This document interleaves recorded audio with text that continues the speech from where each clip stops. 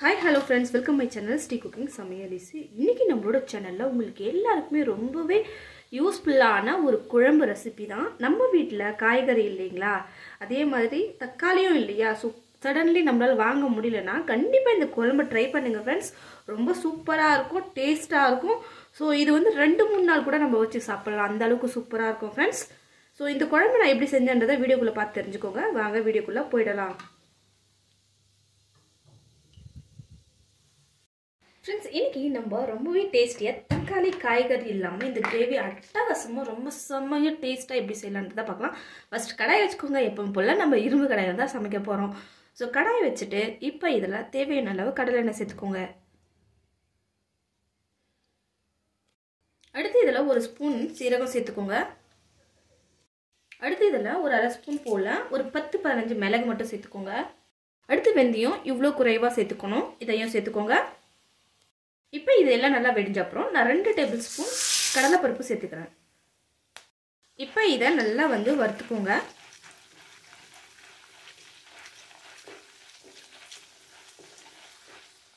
இப்போ இதோட ஒரு கைப்பிடி அளவு பூண்டு சேர்த்துக்கோங்க. இது வந்து ஒரு பெரிய பூண்டு உரிச்சு எடுத்துர்க்கேன். நீங்க வந்து நான் கொஞ்சமா செய்யிறதுனால ஒரு பூண்டு அளவுக்கு நான் சேர்த்திருக்கேன். நீங்க வந்து ஒரு கைப்பிடி பூண்டு அளவுக்கு மட்டும் கூட சேர்த்துக்கலாம். ரொம்ப டேஸ்டா இருக்கும் இந்த கிரேவில. இப்போ இத நல்லா ரோஸ்ட் பண்ணிக்கோங்க.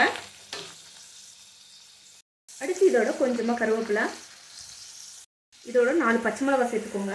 இது எல்லாத்தையும் நல்லா வறுத்துக்கோங்க. அடுத்து இதோட கொஞ்சமா தேங்காய் சேர்த்துக்கோங்க फ्रेंड्स. தேங்காய் சேர்த்து இது எல்லாத்தையும் நல்லா வந்து நம்ம ரோஸ்ட் பண்ணிக்கணும். இதெல்லாம் வறுத்துட்டு நம்ம வந்து இத வந்து அரைக்கணும். பச்சை மிளகாய் லைட்டா வெடிச்சிருச்சு, பரவாயில்லை, பச்சை மிளகாய் வெடிக்க தானே செய்யும்.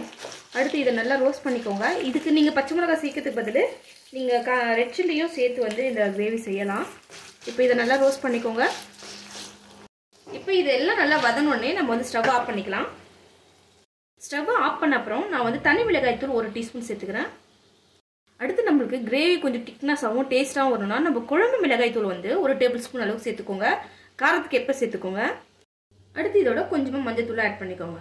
ஆட் பண்ணிட்டு இத வந்து அந்த எண்ணெய் சூடா இருக்கு இல்லையா, அப்பவே லைட்டா வந்து நம்ம ஸ்டவ் ஆன் பண்ணிட்டு நம்ம வந்துட்டு வதக்கணும்னா இந்த மிளகாய் தூள் எல்லாம் கருகிடும். அப்போ வந்து கிரேவி டேஸ்டா இருக்காது. ஸோ நம்ம இது மாதிரி ஆஃப் பண்ணிட்டு கொஞ்ச நேரம் அந்த எண்ணெய் சூட்டுலேயே வந்து மிளகாய் தூளை நல்லா வந்து வறுத்துக்கோங்க.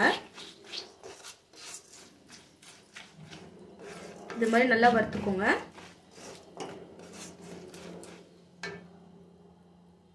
இப்போ இதை நல்லா ஆற வச்சு மிக்சியில் போட்டு நல்லா பேஸ்ட் பண்ணிக்கலாம். இப்போ மறுபடியும் நம்ம வந்து அந்த மசாலா அரைச்ச அப்புறம் மறுபடியும் கடாயை ஹீட் பண்ணிக்கோங்க. ஹீட் பண்ணிட்டு இதில் வந்து நம்ம நல்லெண்ணெய் ஊற்றி செஞ்சோம், இன்னும் டேஸ்ட்டாக இருக்கும். ஸோ அதே மாதிரி இது எண்ணெய் அதிகமாக ஊற்றி செஞ்சோம்னா 3 நாள் வரைக்கும் இந்த குழம்பு வச்சு சாப்பிடலாம், அவ்வளோ ஒரு டேஸ்ட்டாக இருக்கும் ஃப்ரெண்ட்ஸ். ஸோ இப்போ தேவையான அளவு கடலெண்ணெய் இல்லை நல்லெண்ணெய் சேர்த்துக்கோங்க. எண்ணெய் நல்லா சூடனோடனே தேவையான அளவு கடுகு 1 டீஸ்பூன் போட்டுக்கோங்க. கடுகு நல்லா படபடன்னு பொரியணும். அது கூடவே 1 டீஸ்பூன் அளவுக்கு பெருங்காயத்தூள் சேர்த்துக்கோங்க.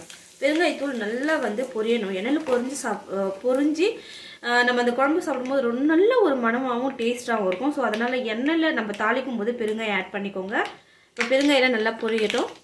இப்போ நம்ம வெட்டி வச்ச பெரிய வெங்காயம் சேர்த்துக்கலாம். நான் வந்து 2 பெரிய வெங்காயம் எடுத்திருக்கேன். நீங்கள் வந்து சின்ன வெங்காயம் ஆட் பண்ணி செய்யலாம், ரொம்ப டேஸ்ட்டாக இருக்கும். ஸோ இன்றைக்கி நான் வந்து பெரிய வெங்காயம் தான் ஆட் பண்ணி சேர்த்துருக்கேன்.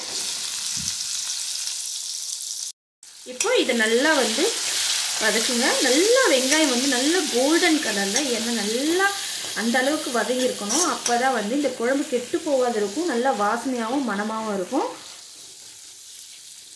இப்போ நல்லா இதை ரோஸ்ட் பண்ணிக்கோங்க. இதோட ஒரு கொத்து கருவேப்பிலையும் சேர்த்துக்கோங்க. இப்போ இது எல்லாத்தையும் சேர்த்து நல்லா வதக்குங்க. வெங்காயம் நல்லா வதங்கின அப்புறம் இப்போ நம்ம நல்லா பேஸ்ட்டாக அரைச்சி வச்சுருக்கிற அந்த மசாலா மட்டும் சேர்த்துக்கோங்க. இந்த கிரேவி சாப்பிட்டிங்கன்னா செம்ம சூப்பராக இருக்கும் ஃப்ரெண்ட்ஸ். ஸோ நம்ம வீட்டில் காய்கறி இல்லை, தக்காளி இல்லை அப்படின்ற ஒரு கவலையே கிடையாது. ஸோ சடன்லி இது மாதிரி கிரேவி செஞ்சு கொடுத்துருங்க பாருங்கள், வீட்டில் இருக்கிறவங்கெல்லாம் அட்டகாசமாக சாப்பிடுவாங்க, அவ்வளோ ஒரு டேஸ்ட்டாகவும் மனமாகவும் இருக்கும். இப்போது எல்லா மசாலா சேர்த்துட்டு நல்லா மிக்ஸ் பண்ணி விடுங்க வெங்காயத்தோட.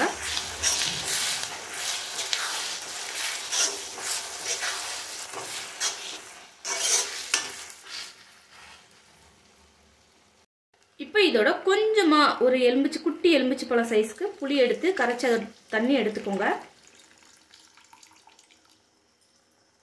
ரொம்ப புளிப்பு சேர்க்க வேண்டாம், ஒரு சின்ன எலும்பிச்சை பழ சைஸ்க்கு இருந்தால் போதும். இப்போ இதை சேர்த்துட்டு இதை ஒரு டைம் நல்லா கலக்கி விடுங்க.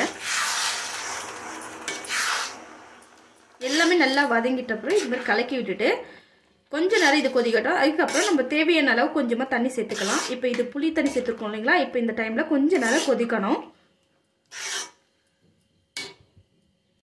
இப்போ இதில் தேவையான அளவு உப்பு சேர்த்துக்கோங்க ஃப்ரெண்ட்ஸ். உப்பு சேர்த்து இது நல்லா மிக்ஸ் பண்ணி விட்டுக்கோங்க. இப்போ புளி தண்ணி ஊற்றி அதையும் நல்லா வந்து கொதிச்சிச்சு. இப்போ நம்மளுக்கு தேவையான தண்ணி ஊற்றி ஸ்லோ ஃப்ளேமில் குறைஞ்சபட்சம் ஒரு 10 நிமிஷம் போல் நம்ம கொதிக்க வைக்கலாம். ஃபயர் வந்து ஸ்லோ ஃப்ளேமில் வச்சுக்கோங்க. இப்போ அந்த மிக்ஸி ஜாரை அலச்சியே கொஞ்சமாக நான் தண்ணி சேர்த்துக்கிறேன்.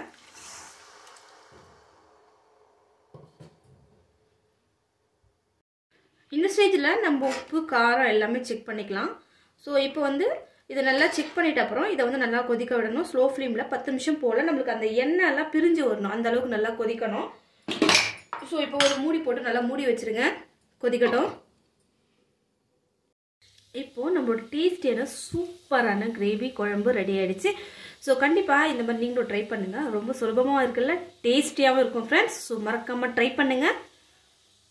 அவ்வளோதான், நம்மளோட டேஸ்டியான காய்கறி தக்காளி இல்லாமல் குழம்பு ரெடி ஆகிடுச்சு. ஸோ கண்டிப்பாக இந்த ரெசிபி உங்களுக்கு பிடிச்சிருக்கும், யூஸ்ஃபுல்லாகவும் இருக்கும்னு நினைக்கிறேன். ஸோ கண்டிப்பாக பிடிச்சிருந்தா என்னோட சேனலை சப்ஸ்கிரைப் பண்ணிக்கோங்க.